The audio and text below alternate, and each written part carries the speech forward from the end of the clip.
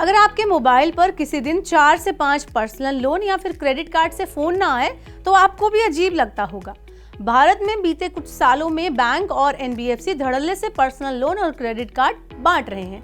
महंगा होने के बावजूद लोग इनका खूब इस्तेमाल करते हैं और क्रेडिट कार्ड की मदद से ढेर सारी शॉपिंग भी करते हैं।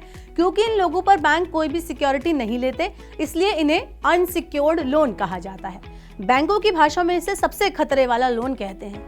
रिजर्व बैंक और सरकार भी इन खतरे वाले कर्ज पर चिंता जता चुके हैं, लेकिन बैंक है कि मानते ही नहीं। आमतौर पर रिजर्व बैंक ब्याज दरें बढ़ाता है ताकि छोटे कर्ज लेने वाले हतोत्साहित हों, लेकिन बीते 1.5 साल में ऐसा हो नहीं रहा है। इस बीच लेकिन पिछले हफ्ते रिजर्व बैंक ने एक ऐसा कदम उठाया है। आरबीआई के इस कदम से पर्सनल लोन लेना या क्रेडिट कार्ड से खर्च करना महंगा हो सकता है। आइए आपको बताती हूँ कि आरबीआई का नया नियम है क्या, इसके क्या प्रभाव देखने को मिल सकते हैं। तो सबसे पहले रिजर्व बैंक का नियम क्या है ये जान लेते हैं। आरबीआई ने अनसिक्योर्ड लोन के जोखिम भार में 25% का इजाफा किया है। अब यहाँ जोखिम भार को समझ लेते हैं। जोखिम भार का मतलब यह है कि अनसिक्योर्ड लोन देने के लिए बैंक को अपने पास एक सीमित अनुपात में पूंजी रखनी होती है। अभी तक बैंकों को जोखिम भार के रूप में हर 100 रुपए के लोन के लिए 9 रुपए की पूंजी बनाए रखनी होती है। वहीं अब बैंकों का ये खर्च बढ़कर 11.25 रुपए हो जाएगा।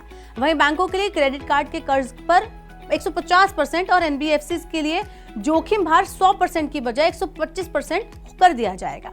अब सीधा है कि जोखिम भार बढ़ने से लोन देते वक्त बैंकों को ज्यादा रकम बफर में यानी कि बफर के रूप में रखनी होगी। इससे बैंकों के पास कर्ज देने के लिए रकम जो है वो कम बचेगी। अगर बैंकों की लागत बढ़ेगी तो सीधा असर कर्ज की लागत पर भी बढ़ेगा और आपके लिए लोन हो जाएगा महंगा। माना जा रहा है कि इस बदलाव से कर्ज की मौजूदा ब्याज दरों में 1.5% की बढ़ोतरी देखने को मिल सकती है। एसबीआई के अर्थशास्त्रियों का मानना है कि जोखिम भार बढ़ने से बैंकों को अतिरिक्त पूंजी की जरूरत पड़ेगी। इस जरूरत को पूरा करने के लिए बैंकों को 84,000 करोड़ रुपए की अतिरिक्त पूंजी की जरूरत होगी।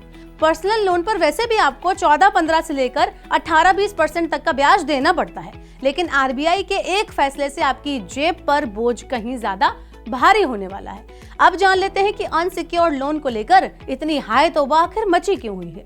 तो दरअसल इसका कारण यह है कि इन लोन के डूबने का बढ़ता खतरा। रिजर्व बैंक की ताजा रिपोर्ट के अनुसार भारत में अनसिक्योर्ड लोन का डिफॉल्ट जो है वो 10% से भी ज्यादा है। सबसे ज्यादा खतरा स्मॉल टिकट साइज वाले 50,000 रुपए से कम के पर्सनल लोन से है।